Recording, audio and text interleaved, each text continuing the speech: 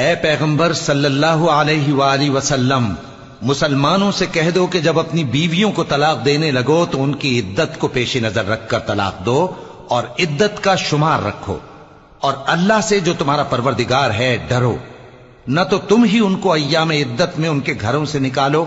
اور نہ وہ خود ہی نکلیں، ہاں اگر وہ کھلی بے حیائی کریں تو اور بات ہے، اور یہ اللہ کی حدیں ہیں، اور جو اللہ کی حدوں سے تجاوز کرے گا وہ اپنے آپ پر ظلم کرے گا۔ اے طلاق دینے والے، تجھے کیا معلوم، شاید اللہ اس کے بعد رجعت کی کوئی سبیل پیدا کر دے۔ پھر جب وہ اپنی میعاد یعنی عدت ختم ہونے کے قریب پہنچ جائیں تو یا تو ان کو اچھی طرح سے زوجیت میں رہنے دو یا اچھی طرح سے علیحدہ کر دو۔ پھر جب وہ اپنی میعاد یعنی عدت ختم ہونے کے قریب پہنچ جائیں تو یا تو ان کو اچھی طرح سے زوجیت میں رہنے دو یا اچھی طرح سے علیحدہ کر دو، اور اپنے میں سے 2 منصف مردوں کو گواہ کر لو، اور اے گواہو، اللہ کے لیے درست گواہی دینا۔ ان باتوں سے اس شخص کو نصیحت کی جاتی ہے جو اللہ پر اور روز آخرت پر ایمان رکھتا ہے، اور جو کوئی اللہ سے ڈرے گا وہ اس کے لیے رنج و غم سے نجات کی صورت پیدا کر دے گا، اور اس کو ایسی جگہ سے رزق دے گا جہاں سے اس کو وہم و گمان بھی نہ ہو، اور جو اللہ پر بھروسہ رکھے گا تو وہ اس کے لیے کافی ہوگا۔ اللہ اپنے کام کو جو وہ کرنا چاہتا ہے پورا کر دیتا ہے۔ اللہ نے ہر چیز کا اندازہ مقرر کر رکھا ہے۔ اور تمہاری طلاق والی بیویاں جو حیض سے نا امید ہو چکی ہوں،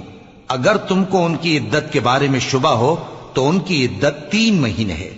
اور جن کو ابھی حیض نہیں آنے لگا ان کی عدت بھی یہی ہے۔ اور حمل والی عورتوں کی عدت وضع حمل یعنی بچہ جننے تک ہے، اور جو اللہ سے ڈرے گا اللہ اس کے کام میں سہولت پیدا کر دے گا۔ یہ اللہ کا حکم ہے جو اس نے تم پر نازل کیا ہے، اور جو اللہ سے ڈرے گا وہ اس سے اس کے گناہ دور کر دے گا اور اسے اجر عظیم بخشے گا۔ طلاق والی عورتوں کو ایام عدت میں اپنی حیثیت کے مطابق وہیں رکھو جہاں خود رہتے ہو، اور ان کو تنگ کرنے کے لیے تکلیف نہ دو، اور اگر وہ حمل سے ہوں تو بچہ پیدا ہونے تک ان کا خرچ دیتے رہو، پھر اگر وہ بچے کو تمہارے کہنے سے دودھ پلائیں تو ان کو ان کی اجرت دے دو، اور بچے کے بارے میں پسندیدہ طریق سے موافقت رکھو، اور اگر باہم ضد اور نا اتفاقی کرو گے تو بچے کو اس کے باپ کے کہنے سے کوئی اور عورت دودھ پلائے گی۔ صاحب وسعت کو اپنی وسعت کے مطابق خرچ کرنا چاہیے، اور جس کے رزق میں تنگی ہو جتنا اللہ نے اس کو دیا ہے وہ اس کے موافق خرچ کرے۔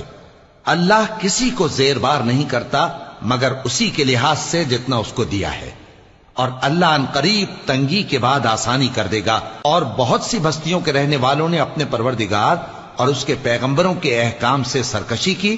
تو ہم نے ان کو سخت حساب میں پکڑ لیا، اور ان پر ایسا عذاب نازل کیا جو نہ دیکھا تھا نہ سنا، سو انہوں نے اپنے کاموں کی سزا کا مزہ چکھ لیا، اور ان کا انجام نقصان ہی تو تھا۔ اللہ نے ان کے لیے سخت عذاب تیار کر رکھا ہے۔ تو اے عقل والو جو ایمان لائے ہو، اللہ سے ڈرو۔ اللہ نے تمہارے پاس نصیحت بھیج دی ہے، یعنی ایسے پیغمبر جو تمہارے سامنے اللہ کی واضح آیتیں پڑھتے ہیں تاکہ جو لوگ ایمان لائے اور عمل نیک کرتے رہے ہیں ان کو اندھیروں سے نکال کر روشنی میں لے آئیں، اور جو اللہ پر ایمان لائے گا اور عمل نیک کرے گا وہ ان کو جنتوں میں داخل کرے گا جن کے نیچے نہریں بہ رہی ہیں، وہ ہمیشہ ہمیشہ ان میں رہیں گے۔ اللہ نے ان کے لیے کیا خوب رزق رکھا ہے۔ اللہ ہی تو ہے جس نے 7 آسمان پیدا کیے اور ویسی ہی زمینیں بھی، ان میں اللہ کا حکم اترتا رہتا ہے تاکہ تم لوگ جان لو کہ اللہ ہر چیز پر قادر ہے، اور یہ کہ اللہ اپنے علم سے ہر چیز کا احاطہ کیے ہوئے ہے۔